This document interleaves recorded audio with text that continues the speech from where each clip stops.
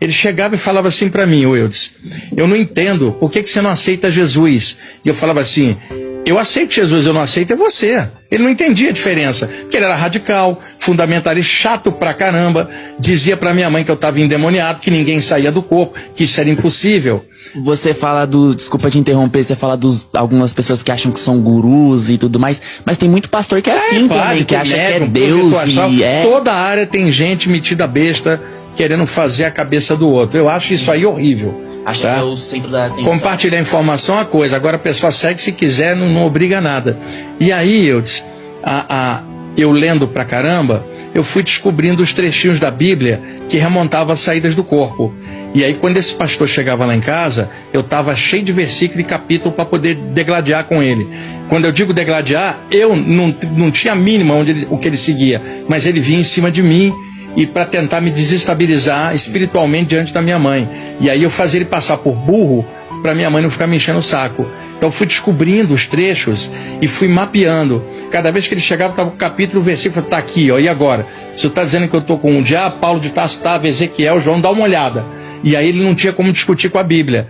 E aí lentamente ele dizia para minha mãe: o diabo é tão inteligente que faz o garoto ler a Bíblia para ficar contra nós. Você imagina? Senhora, que ódio. Isso é o que eu conheci de religião.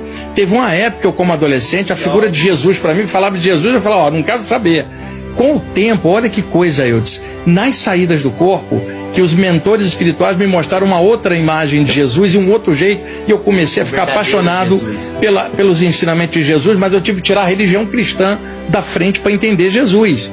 Que uma coisa é você seguir o cristianismo, doutrina que os homens criaram em cima dos ensinamentos de Jesus. Outra coisa é você estudar o ensinamento de Jesus e crescer com ele.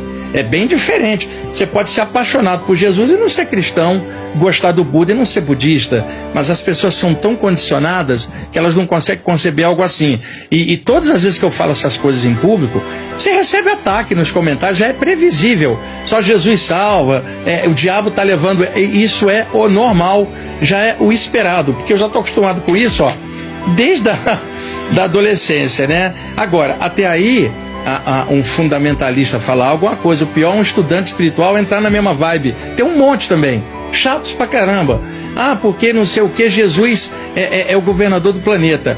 Cara, se Jesus é o governador, quando ele reencarnou, quem assumiu o vice? Você tá de sacanagem, né? E vai explicar para o muçulmano que Jesus é o governador, para o chinês ou para o hindu, que tem outras culturas e tem seus ícones como Buda, Krishna, Maomé, Moisés e outros. Não dá, cara. É uma visão de conjunto. Ela entende, pode gostar de uma área, mas está aberta para todas as partes. Então eu tive que descobrir esses trechos que hoje eu uso, mostro em cursos, palestras, para livrar os outros também da mesma pressão. Agora, cada um segue o que quiser. Você pode ler a Bíblia, fazer o que você quiser, só não me enche o saco com aquilo.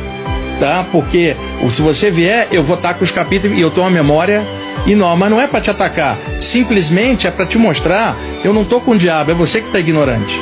Tem que ser falado isso claramente, porque as pessoas elas massacram as outras.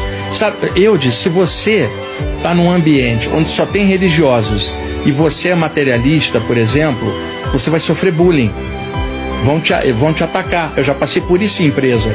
Toda hora alguém te pressionando porque você não está dentro da caixinha. E a mesma coisa, se você, por exemplo, está num meio cheio de materialista e você é espiritualista, vai sofrer bullying, se você não tiver força para enfrentar o meio. E uma coisa que eu nunca entendi, Eudes, é a pessoa ter vergonha da espiritualidade dela. Por exemplo, ela está lendo um livro, chega alguém, ela esconde o livro dentro da bolsa, dentro da gaveta, com medo da família, sim, com medo da opinião de terceiros. E ela vai num centro espiritual de alguma área, diz para a família que foi para o cinema, para o teatro, com medo da repercussão, por causa dessa pressão. E eu passei por tudo isso, muitos jovens hoje passam isso, né? Mas eu sempre enfrentei. Então eu estava lendo um livro na hora do almoço, de algo espiritual, chegava algum amigo e falava assim, o que você está lendo? Está aqui, Vida Após a Morte. Você gosta disso? Gosto. Você sabia que eu não acredito em nada disso? E eu respondia, dane-se, e continuava lendo, a opinião do outro não me interessa. Eu estava com certeza do que eu estava fazendo. Então nunca entendi a covardia espiritual das pessoas não assumirem uma coisa, eu disse. Uma pessoa quer fazer um curso, às vezes, de saídas do corpo, para atravessar o invisível e ver o lado de lá. Como que ela vai ter coragem de enfrentar o invisível se ela não enfrenta nem a opinião da sociedade ou da família dela aqui e aceita a pressão. Então, se a pessoa não consegue vencer nem o medo de se expressar, imagina fora do corpo. Tem muito estudante espiritual que é assim. Então é muito importante colocar esses trechos, lembrando, é uma visão espiritualista desses trechos, mas não tem dúvida, os trechos falam por si mesmo. Eu vou projetar